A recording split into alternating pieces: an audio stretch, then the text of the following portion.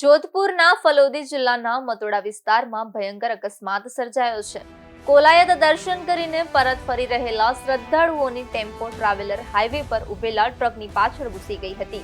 આ ભયંકર ટક્કરમાં 18 લોકોના મોત થઈ ગયા છે અને ઘણા શ્રદ્ધાળુ ગંભીર રીતે ઘાયલ થયા છે. ઘાયલોને પ્રાથમિક સારવાર માટે જોધપુર મોકલવામાં આવ્યા છે અને અકસ્માત બાદ અધિકારીઓ પોલીસની ટીમ સાથે ઘટના સ્થળે પહોંચ્યા અને બચાવ કામગીરી હાથ ધરી હતી. ભયંકર દુર્ઘટનાને પગલે સમગ્ર વિસ્તારમાં શોકની લહેર પ્રસરી ગઈ છે.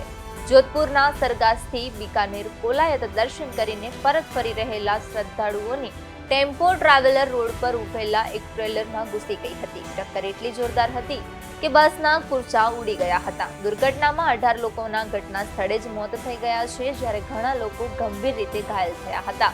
બસમાં ફસાયેલા લોકોને ભારે જહેમત બાદ બહાર કાઢવામાં આવ્યા હતા.